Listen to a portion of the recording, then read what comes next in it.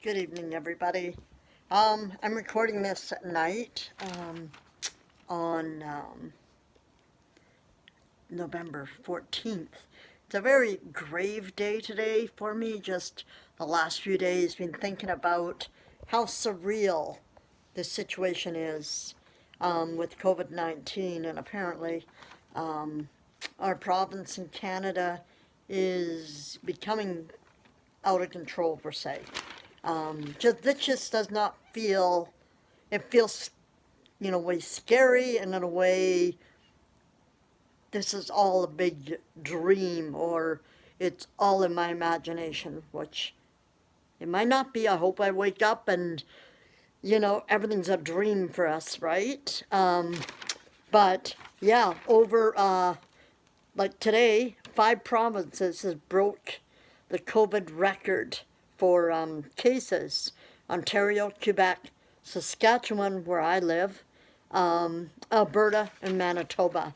So all of those have increased significantly. And in Saskatchewan, we had 81 cases yesterday. Today we have 308. And there's only 20, thank God, in Regina, but there's something like 128 in Saskatoon. So anyway, our chief medical health officer, Dr. Shahab, has already instituted mandatory mask use in Regina, Saskatoon, and Prince Albert. That has now reached into many more communities, with a total of 59 communities with over 5,000 people. Also, the high schools, every high school over 600 population is strongly encouraged to move back to level 3, meaning students only attend, the high school students, every other day, and the balance of learning from home. All high schools, both public and separate in Regina, are doing this now. They're starting on Monday to introduce the children to it, the students, and then Tuesday, Wednesday to sort of bridge them into it, and then Thursday, Friday, they're going to dig right in, and half the students go on Thursday, and then the other half go Friday. Well, that first half will be learning online at home. So I don't know how much work some kids are going to be able to do, because it's a very much, they have to be disciplined and to be able to work on their own. Also, in our whole province, no alcohol is to be served after 10 p.m. And fitness facilities now limited to 8 people total in their buildings. No more hookah and water pipe services allowed. I don't even know what those are, but anyway, I can imagine how it's going to hurt these businesses. And there's already lots of vacant buildings around, and the realtors are pretty busy trying to find new leasers with businesses that cannot stay open anymore.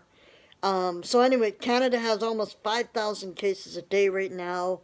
All these new changes will be effective come Monday, November 16th, for 28 days.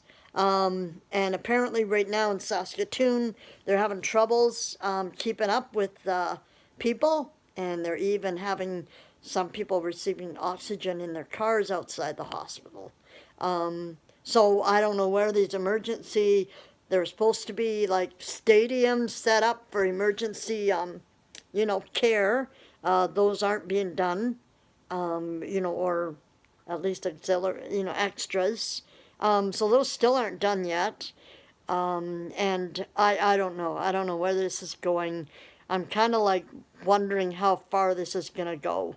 And it just seems like all our liberties are being taken away, all our choices. And we go for breakfast and lunch today, actually. The places are fairly empty, and I can't imagine them making money. They're still staffed, but it's pretty dead out there for restaurants and other things. So it's anybody's guess, right? In Europe, things are closing down.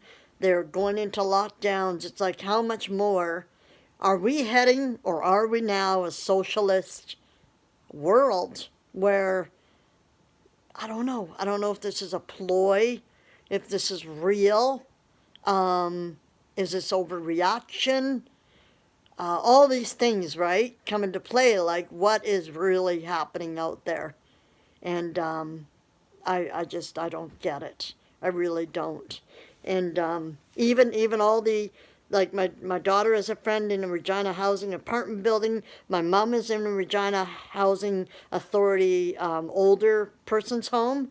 And both those places are nobody's allowed in except necessary people. And that means you just don't go there to visit ever. They're not allowed in. So imagine all the Regina Housing apartment buildings and the elderly places are not accepting people as visitors. So it's kind of like, I don't know if this is fake, if this is real, how long it's going to go on. I don't know. To me personally, I think they should just let it run its gamut. And who falls, falls. I mean, that might be fatalistic, but how long can they keep making the businesses, they're suffering. They're trying to stay open. They're trying to be industrious. They're trying to be capitalists. And it's like the government is bound and determined to shut it all down. So sad. So let me know your thoughts. I kind of, I don't know. I'm, who knows where this is going. But to me, it's like it's almost gone too far now, where I'm just thankful that I have a job and that my job looks like it's still pretty stable, and it's in a school. So I'm just really, really grateful that I'm still working, still pulling a paycheck. And but I feel for all those companies and businesses and storefronts that are trying to stay solvent. Okay, take care, and maybe tomorrow I'll wake up and this is all a dream. Anyway, take care, and talk to you later, and hopefully we'll have a Christmas coming up.